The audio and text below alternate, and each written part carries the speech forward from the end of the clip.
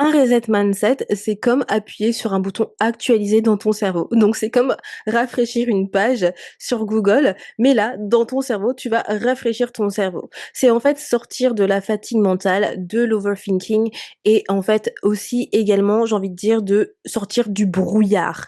Donc en fait, en faisant ce reset mindset, ça te permettra d'avoir un meilleur focus, mais également d'avoir une meilleure énergie mentale, mais d'une reconnexion également avec toi-même. Donc c'est très, très simple au final. Tu n'as pas besoin de décrocher la ligne pour faire un reset mindset de 10 minutes. C'est plus tu vas t'entraîner à le faire, plus tu verras que tu vas avoir des résultats et que tu te sentiras beaucoup mieux au quotidien. Donc aujourd'hui, je vais partager avec vous, du coup, 4 exercices simples et efficaces pour avoir un reset mindset de 10 minutes. Alors préparez-vous, prenez des feuilles, enfin des feuilles ou un stylo et un stylo, un carnet de notes et un stylo et c'est parti. Alors, premier exercice, ça va être des exercices de respiration. Clairement, la respiration, c'est va ce que vous allez garder en fait tout au long de votre vie.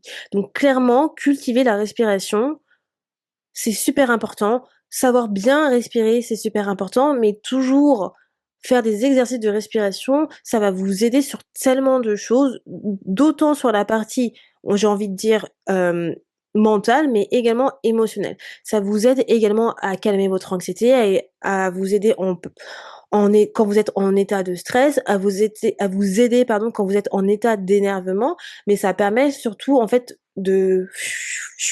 d'enlever tout ce brouillard mental qui se stocke dans votre mental. Donc des exercices de respiration, vous pouvez en trouver partout. Clairement sur YouTube, vous avez vraiment des tas de vidéos sur, voilà, sur la respiration et il y a plusieurs techniques de respiration, donc vous pouvez vraiment regarder ce qui vous plaît le plus et au fur et à mesure, si vous êtes débutant, forcément, vous allez commencer petit et ensuite vous allez augmenter à faire des plus grands exercices de respiration. Vous avez également l'application Calm qui vous propose des exercices de respiration. Alors, moi,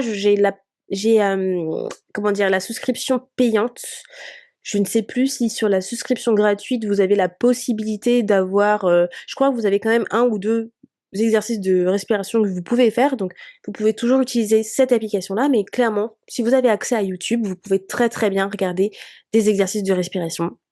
Et également, ce qui est bien, c'est que là, pour aller beaucoup plus loin dans les exercices de respiration, ça va être vraiment des gros exercices de breathwork. Donc c'est la même chose, mais un peu plus poussé puisque le breathwork, voilà, c'est vraiment un peu comme, ça va être beaucoup plus, comment dire? Dynamique et là, j'ai envie de dire que voilà, vous pouvez très bien être débutant, pour commencer le breathwork. Clairement, je me considère un peu toujours comme une débutante, pourtant j'en fais quand même de temps en temps, mais pour vous dire, quand vous faites du breathwork, vous sentez vraiment votre respiration saccader et moi, par exemple, j'en pleure tout le temps parce que franchement, ça fait vraiment comme si, je sais pas, un lavement de mes émotions ou j'en sais rien, mais ça agit énormément, en fait, sur votre système nerveux, le breathwork.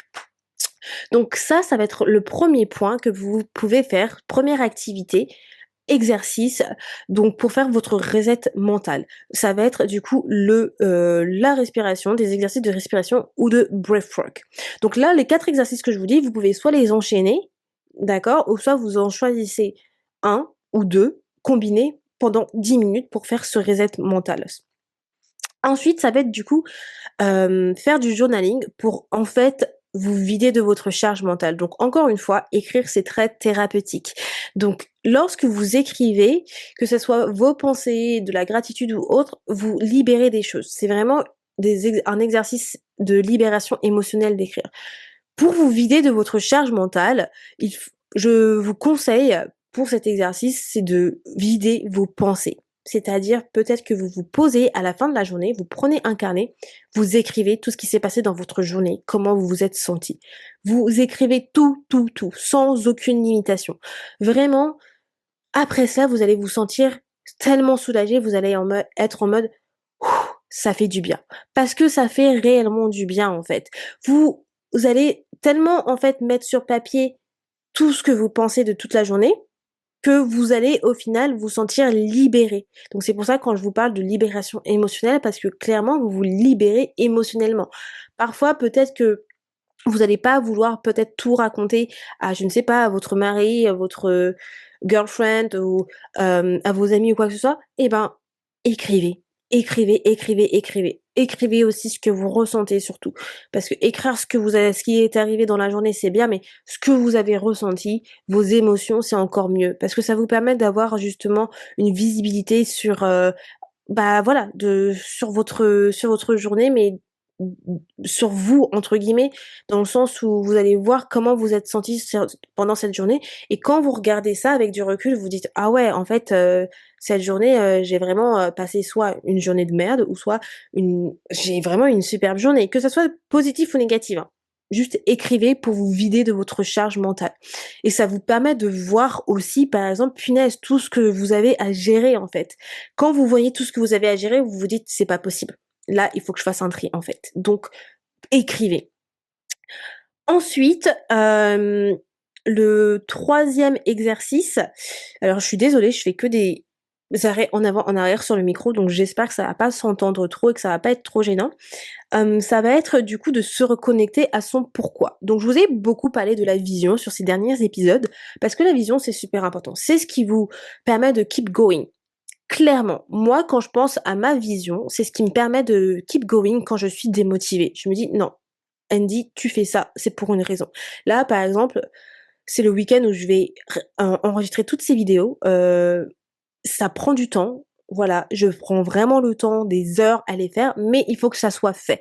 Donc là, parfois, je vais peut-être perdre la motivation, mais pas le choix en fait. J'ai une vision, il faut que je continue. Si je ne le fais pas, personne ne le fera pour moi. Je n'ai pas d'assistant, je n'ai pas d'équipe, j'ai que moi et moi-même. Donc il faut que je keep going.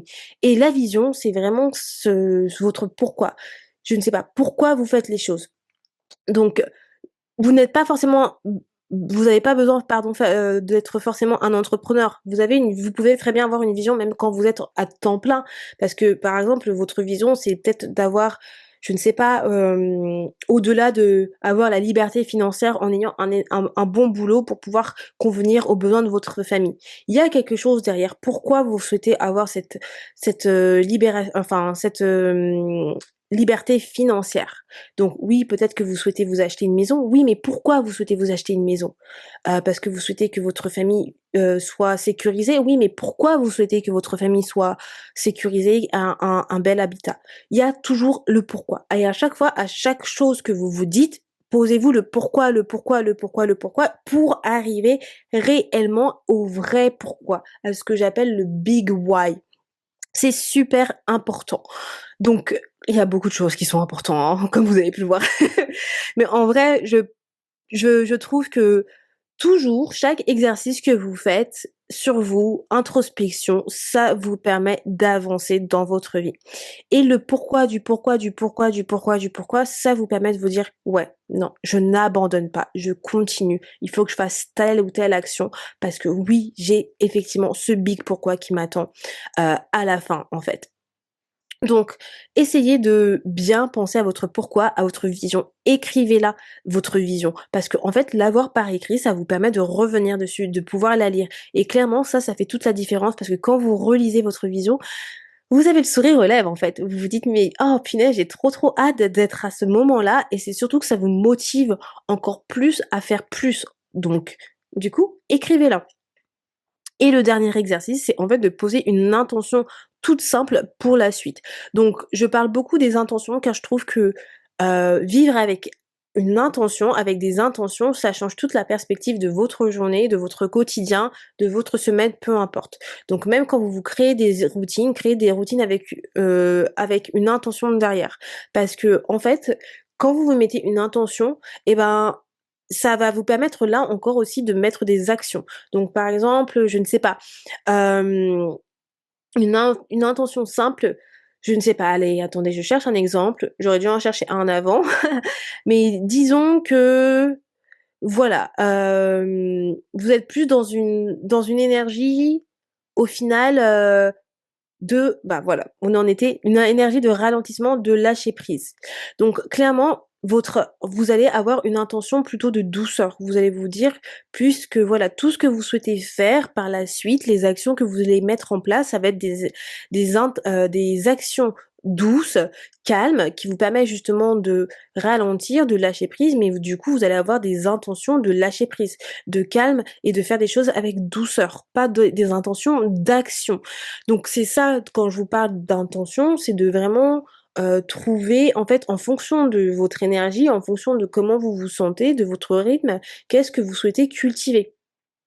Donc voilà pour mes 4 exercices et en faisant ces 4 exercices, vous allez faire votre reset en 10 minutes, clairement. Donc comme je disais, vous pouvez soit combiner, chacun de ces exercices-là ou soit vous en choisissez un ou 2, peu importe. Mais vraiment, comme vous pouvez le voir, ça peut être très rapide, comme ça peut être très simple. Mais par exemple, si vous choisissez d'écrire votre vision, faites simplement cela parce que ça va prendre 10 minutes, mais clairement, ça va vous permettre de rafraîchir votre cerveau et je vous assure, ça fait un bien fou parce que ça vous permet de vraiment vous motiver pour la suite.